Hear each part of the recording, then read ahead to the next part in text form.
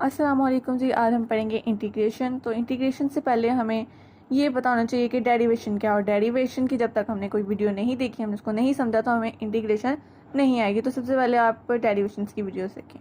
उसके बाद जी इंटीग्रेशन पे आते हैं। इंटीग्रेशन क्या है? रिवर्स प्रोसेस ऑफ डेरिवेशन या एंटी डेरिवेटिव, उसको क्या कहते हैं? इंटीग्रेशन कहते हैं। इसको डिनोट किया जाता है, ये इस तरह बनाते हैं इसका सिंबल और साथ में dx, या इसको dy भी या dt, जो भी आपको उस टाइम फंक्शन दिया होगा वो ऐसे मतलब y करेंगे, t करेंगे, x करेंगे, उसके हिसाब से लिखाएंगे। अच्छा, इंटीग्रेशन हो या डेरिवेटिव हो, दोनों किस पे अप्लाई होते हैं? फंक्शन पे अप्लाई होते हैं। ठीक है, इसका क्वेश्चन देखते हैं। में क्या है कि उन्होंने कहा x square plus 3x minus. अगर हम इसका सिर्फ डेरिवेटिव लें तो डेरिवेटिव में क्या आएगा इसका? 2x प्लस 3, ये जो है 2 ये साइड पे आ जाएगा, पावर में एक कम, 2 माइनस 1 1 हो जाएगी, वो नहीं लिखेंगे, 2x प्लस 3 आ जाएगा। ठीक है, अब इसका इंटीग्रेशन में ये होता है कि अगर आपने डेरिवेशन ली है तो वापस वो, जब हम इंटीग्रेशन लें तो वापस वो उसी में आ जाए, उसी क्वेश्चन में कन्वर्ट हो जाए, उसको हम कहेंगे इंटीग्रेशन। ठीक है, x square plus 3x minus 2। अब ये जो एक्स स्क्वायर है, मतलब इसको अलहदा पहले, जैसे हम डेरिवेशन में करते हैं कि मतलब पहले इस तरह लिखते हैं डी ओवर डी एक्स, और फिर उसके बाद इसका डेरिवेटिव लेते हैं। अच्छा, यहाँ पे क्या होगा? उसमें एक माइनस होता है, पावर रूल लगाते हैं, उसमें क्या होता है? 2 माइनस 1 माइनस होता है, और यहाँ पे हम क्या करेंगे? ऐड करेंगे, ऊपर भी ऐड करेंगे, और फिर उसके बाद इसको फ्रैक्शन में लेके जाएंगे, जो उसके ऊपर पावर ऐड कर रहे हैं उसको भी हमने नीचे लिखना है वैसे ही। अब 3 कांस्टेंट है, तो ना इसको डेरिवेटिव में भी इसको हम बाहर ले आते थे, और इंटीग्रेशन में भी इसको हम बाहर ले आएंगे। ठीक है, उसके बाद यहाँ पे x है तो यहाँ पे 1 प्लस 1, और वही सेम चीज़ यहाँ पे 2 भी इसी तरह है। अब यहाँ पे कुछ भी नहीं है, मतलब कि यहाँ पे 1 है, 2 तो बाहर आ गया, अब यहाँ पे क्या है? 1 है, तो यहाँ पे 1 जहाँ पे, तो उसका इंटीग्रेशन क्या होगी? x होगी। ठीक है, तो 2 minus 2x plus some constant. अब कांस्टेंट इसका क्या है? ये है कांस्टेंट ऑफ इंटीग्रेशन, इसको कहते हैं। वो क्या बन गया? x³/3 plus 3x²/2 minus 2x plus some constant. अच्छा, वो x कैसे बना? अब ये है हमारे पास इंटीग्रेशन का साइन और डेरिवेटिव ऑफ x। अब ये हमारे पास क्या होता है? 1/d, मतलब रिवर्स है ना इसका, या एंटी डेरिवेटिव है, तो 1/d, और यहाँ पे क्या है साथ में d ऑफ x। तो ये d और d कैंसिल हो गए, तो क्या बच गया? x, तो वहाँ पे आ गया x। ठीक है, अब कांस्टेंट ऑफ इंटीग्रेशन हमें चाहिए क्यों? हम क्यों लगाते हैं डेरिवेटिव में? इंटीग्रेशन में तो इंटीग्रेशन में ये क्यों लगाते हैं? डेरिवेटिव में तो हम इस तरह का कुछ भी नहीं लगाते थे। यहाँ पे इसलिए लगाते हैं कि फर्स्ट करें हमने डेरिवेटिव इसका लिया है 2x प्लस 3 का, तो हमारे पास क्या आएगा? 2 ही आएगा। ठीक है ना, मतलब ये कांस्टेंट है तो ये 0 हो जाएगा, 2x के यहाँ पे क्या आएगा? 2। अब इसी 2 का हम अगर इंटीग्रेशन लें, इसी 2 की, तो वो क्या आएगी? अभी हमने इसकी ली है 2 की, तो वो हमारे पास आई है 2 की इंटीग्रेशन 2x आई है, तो यहाँ पे भी इसकी क्या आएगी? 2x। अब यहाँ पे हमने, मतलब ये वैसे तो बना नहीं, 2x हमने तो कहा है ना कि जो भी हमारे पास डेरिवेशन का आंसर आया है, जो भी हमने डेरिवेटिव लिया है, अब उसको हम दोबारा इंटीग्रेशन में कन्वर्ट कर सकते हैं, वही क्वेश्चन दोबारा ला सकते हैं। लेकिन ये कैसे? यहाँ पे तो बना है नहीं, +3 का है, तो उसी तरह वो जो पता तो है कि इसने 0 हो जाना है, लेकिन अगर हम यहाँ पे +c लिख दें तो मतलब हमें पता है यहाँ पे चलो +3 है, +5 है, जो भी है, लेकिन एक कांस्टेंट वैल्यू है। लेकिन अगर फर्ज करें अगर आपके पास हो सिर्फ 2x हो, ठीक है, +3 ना हो, और फिर तो मतलब +0, ठीक है, तो मतलब फिर भी हम हमें पता नहीं है कि उधर है कि नहीं है, तो शक शुबा की जगह हम यहाँ पे +c लगा देते हैं एहतियात के तौर पे। ठीक है, उसके बाद नेक्स्ट क्वेश्चन है 2x प्लस 3। अब इसके बाद इसकी पावर आ गई है, पावर में इसका है, पावर क्या है? 1/2। ठीक है, अब उसमें क्या करते थे हम? 1/2 साइड पे ले आते थे डेरिवेशन में, 1/2 साइड पे, या फिर पावर में एक कम, वैसे करते। इसमें नहीं करना, इसमें हमने क्या करना है कि अगर हमारे पास पावर में आ गया है, ठीक है, तो यहाँ पे जो 2x प्लस 3 है, इसका डेरिवेटिव लिया, डेरिवेटिव इसका क्या आया? 2x प्लस 3 का 2 आया, तो हमने इसके साथ में हमने इसका डेरिवेटिव लिख दिया। ठीक है, अब ये जो डेरिवेटिव है यहाँ पे, अब मैथ में हमें बताता है कि अगर आपने इसके साथ मल्टीप्लाई कुछ किया है, यहाँ पे वैसे ही मैं आपको बता रही कि इसके साथ इसका डेरिवेटिव हमने लिए, अगर हमने इसके साथ मल्टीप्लाई कुछ किया, मैंने इसके साथ मल्टीप्लाई क्या किया है? 2 मल्टीप्लाई किया, तो साथ में हमने डिवाइड भी करना है। अगर हमने किसी चीज़ को प्लस किया है तो साथ में हमने उसको माइनस भी करना है। ठीक है, अब ये एक कंपोजिट फंक्शन रूल है इंटीग्रेशन में। वो क्या कहता है कि अगर आपके पास कोई फंक्शन है और उसकी पावर है और साथ में उसका डेरिवेटिव भी है, तो वो क्या होगा? उसको आपने इग्नोर कर देना, इस 2 को इग्नोर करके आपने क्या करना है? ये जो पावर थी इसमें एक ऐड करना है, वही वाला सीन जो पहले इंटीग्रेशन में किया, और उसके बाद नीचे भी हमने ऐड करना है और प्लस सम कांस्टेंट की आंसर आ जाएगा। ये जैसे 1/2 है प्लस 1, 1/2 प्लस 1, लेकिन अब ये जो है कांस्टेंट ये बाहर था, इसको हम वैसे ही लिखाने देंगे, ठीक है।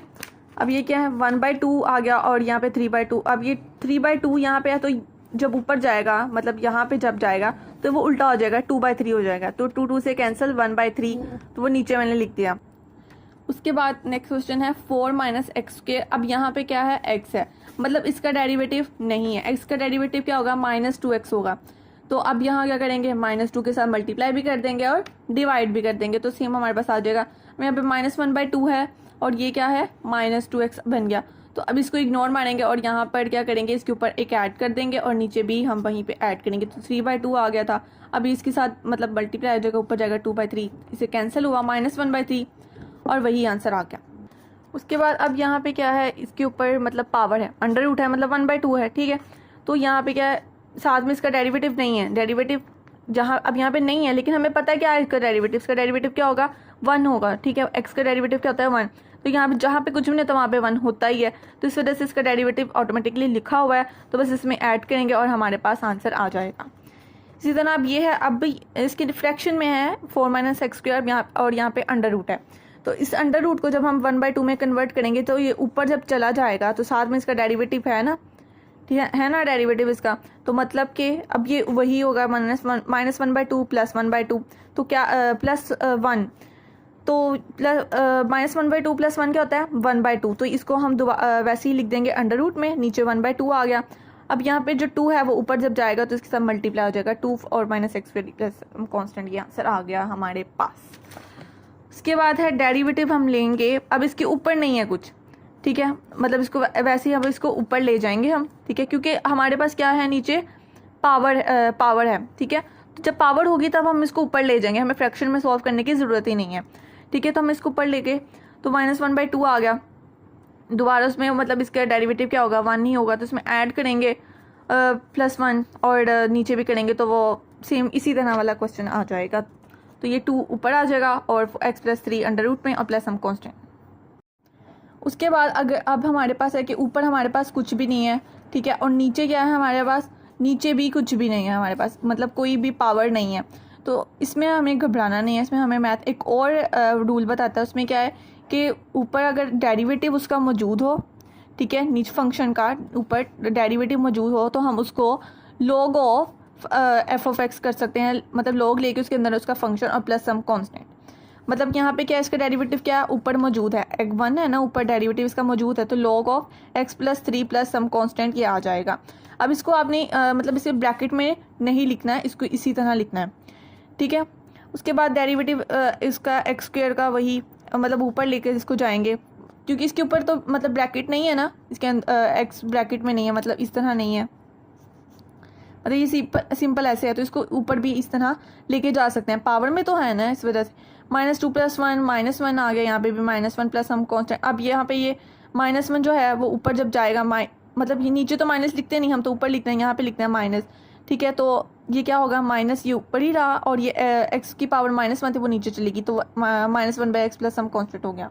अब हमारे पास है कि 1/x है, डेरिवेटिव इसका लें तो क्या आएगा, तो इसमें मतलब वही के ऊपर इसका डेरिवेटिव मौजूद है, तो यहाँ पे क्या आएगा log of x plus some constant, बस यही आएगा, ठीक है। अब यहाँ पे इसके ऊपर कुछ भी मौजूद नहीं है, मतलब इसका डेरिवेटिव मौजूद नहीं है, तो हम इसका डेरिवेटिव बना लेते हैं। मतलब इसका डेरिवेटिव हमें पता है कि 2 होता है, तो हम 2 के साथ मल्टीप्लाई भी कर देते हैं और डिवाइड भी कर देते हैं। अब 1/2 वो साइड पे आ जाएगा और यहाँ पे log of 2x + 3 plus some constant आ गया, ठीक है। उसके बाद है e⁻3x। अब यहाँ पे आपको लग रहा है कि इसके ऊपर डेरिवेटिव मौजूद है, नहीं, इसका डेरिवेटिव क्या होगा 3e⁻3x होगा, ठीक है, क्योंकि जो पावर रूल में मतलब जो इसमें है e⁻3x जब हम डेरिवेटिव लेते हैं तो वो क्या होता है, ये जो 3 है मतलब इसकी जो पावर है उसको दोबारा हम उसका डेरिवेटिव लेते हैं, तो उसका डेरिवेटिव क्या होगा 3 होगा, तो वो यहाँ पे आ जाएगा 3e⁻3x, ठीक है। तो मतलब हमने यहाँ पे मल्टीप्लाई भी किया और डिवाइड भी किया है 3 को, क्योंकि वो गायब था तो हमने इसको बनाना था, ठीक है। तो इस तरह किए, वो अब कांस्टेंट है वो साइड पे आ गया, अब यहाँ पे log ऑफ ले लें, ठीक है। उसके बाद है अब इस पूरा ये है एक फार्मूला, तो हमें पता है कि अब इस पूरे में अब पावर आ गई है, तो इसको किस तरह सॉल्व करेंगे। अब ये फार्मूला हमें पता है ए माइनस बी और उसका होल स्क्वायर क्या होता है, A square plus B square minus 2ab।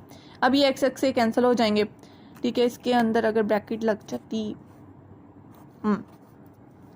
ये x प्लस 1/x हो गया, माइनस 2 ये कैंसिल हो गया था आपस में, ठीक है। मतलब ये ब्रैकेट ब्रैकेट से कैंसिल होगी। अच्छा ये क्या होगा, x dx हो जाएगा और ये भी x 1/x dx माइनस 2, यहाँ पे भी dx आना और ये इस तरह आएगा, ठीक है। तो ये इसके ऊपर 1 + 1 मतलब इसकी पावर में एक ऐड करेंगे और एक मतलब नीचे ही उतना ही मतलब लिखेंगे, जो पावर में होगा वही नीचे लिखेंगे। प्लस ये log ऑफ x आ गया क्योंकि इसके ऊपर डेरिवेटिव था, ठीक है, -2 और ये x प्लस सम कांस्टेंट बन गया। उसके बाद ये है कि इसके मतलब इसको किस तरह सॉल्व करेंगे कि मतलब इसको ऊपर भी नहीं लेके जा सकते, कुछ कर नहीं सकते। जब हमें कुछ समझ नहीं आ रही हो कि जब ये अंडर रूट में नीचे हो, ठीक है, और समझ नहीं आ रही उस पर करना क्या है, तो तब हमें पता चल जाना चाहिए कि हमने इस पर रैशनलाइजिंग करनी है, ठीक है।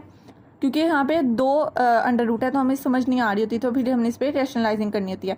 रैशनलाइजिंग में क्या होता है कि जो बीच वाला साइन होता है वो चेंज हो जाता है, बाकी सेम वही रहता है, उसके साथ मल्टीप्लाई करवाना होता है। तो ये इसके साथ यहाँ पे आ गया मल्टीप्लाई हो गया। अब ये मतलब क्या होगा, a minus B A plus B, तो क्या होगा a square minus B square, ठीक है। तो वो क्या आ जाएगा x प्लस 3 माइनस एक्स, और यहाँ पे क्या आएगा x प्लस 3 प्लस एक्स, मतलब ये कैंसिल हो जाएंगे x x और ये 3 आ जाएगा, और ये 3 इसको साइड मतलब ले जाएंगे कांस्टेंट जो है, ठीक है। x plus 3 plus under root x और डेरिवेटिव इसको 1/2 में कन्वर्ट कर देंगे, ठीक है। दोनों को इसको 1/2 में कन्वर्ट किया, इसमें ऐड किया 1/2 + 1 1/2 + 1 और नीचे भी ऐड किया, तो ये 3/2 मतलब दोनों में है, तो मैं इसको साइड पे कॉमन ले जाती हूँ, तो ये 2/3 आ जाएगा। 3 3 = 9, 2/9, और ये बिल्कुल वैसे ही मतलब अंदर वाला यही रहेगा, ठीक है। लास्ट क्वेश्चन करते हैं, x/x + 3।